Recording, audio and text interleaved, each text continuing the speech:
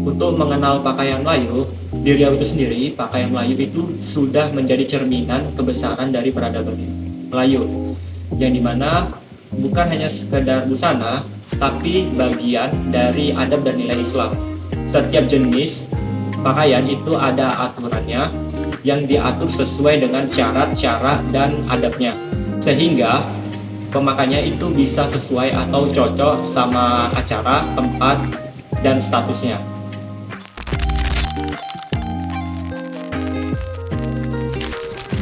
Orang Melayu itu bangga dengan cara mereka berpakaian. Soalnya malu banget kalau mereka itu sampai melanggar syariat, yang makanya ada pepatah mengatakan kalau hendak melihat orang tahu diri, tengok kepada pakaian diri. Yang artinya kita berpakaian itu harus sesuai dengan acara, tempat, adab, dan sampai ke perlengkapannya. Selanjutnya motif dan ragam hiasnya itu bukan hanya sekedar ornamen doang, tetapi itu juga sebagai jati diri Melayu yang diwariskan secara turun-temurun. Dari cara nentuin bahan, cara nentuin motif, dan cara memakainya, itu juga ada aturannya biar tetap sopan. Filosofi dari pakaian Melayu ini sendiri juga banyak menyimpan doa dan harapan yang baik. Konon katanya, kalau kita memakai pakaian Melayu ini dengan aturan yang benar, maka kita akan didatangkan rezeki yang melimpah dan juga hidup yang damai dan rukun. Bahkan katanya ada yang mengatakan kalau memakai pakaian Melayu dengan aturan yang benar, maka terhindar dari yang namanya bala. Jadi pakai baju Melayu ini itu lebih dari sekedar gaya-gayaan. Itulah cara orang Melayu itu melestarikan budayanya untuk mencari berkah dan untuk menghindari dari yang namanya dosa.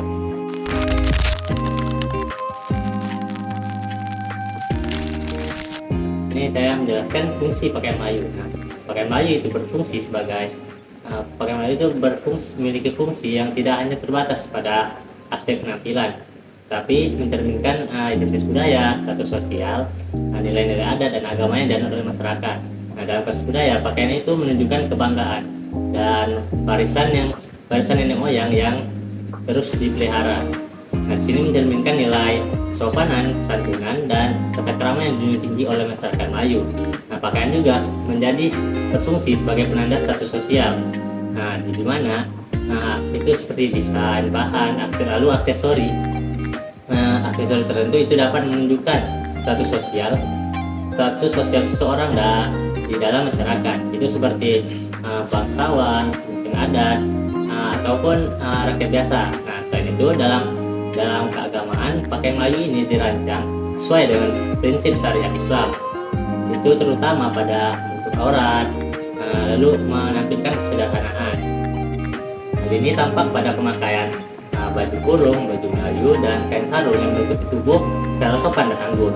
Nah, dalam upacara adat, pernikahan, dan acara resmi, pakaian ini juga menjadi unsur yang sangat penting dalam menunjukkan rasa hormat terhadap tradisi dan menunjukkan keserasian antara nilai budaya dan nilai spiritual. Nah, secara keseluruhan itu pakaian Melayu ini tidak hanya berfokus pada penampilan, tetapi juga menjadi sarana kebudayaan, jati diri spiritual dan jati diri masyarakat Melayu dan spiritualitas. Lalu intinya itu pakaian Melayu ini berfungsi sebagai pelindung tubuh dari aib atau syarat, lalu pelindung tubuh dari dingin dan panas, lalu penuangan unsur-unsur ataupun yang melalui motifnya.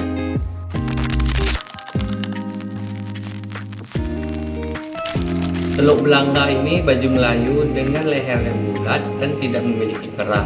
Dia dijahit dengan sederhana tetapi terwujud elegan. Biasanya baju ini digunakan sebagai masyarakat sehari-hari Melayu atau ada acara-acara tertentu. Cekak musang ini merupakan baju Melayu dengan kancingnya 5. Biasanya kancing ini di depan dan begitu ada kerahnya juga. Ya begitu adat dan lebih formal. Ya biasanya digunakan juga untuk acara pernikahan, acara resmi dan lain-lainnya. Kancing ini terbuat dari kain panjang yang dibuat sesuai dengan ukuran kepalanya. Tanja ini biasanya hanya untuk pelengkap baju Melayu dan baju busana pengantin. Tanja ini melambangkan keberanian, kehormatan, dan status sosial sebagai orang budaya Melayu juga. Yang kedua adalah soket. Nah, soket ini merupakan kain yang ditenun dari benang emas atau perak supaya terlihat mewah. Biasanya kalau soket ini digunakan untuk acara-acara tertentu seperti acara resmi, acara pernikahan, dan acara upacara adat.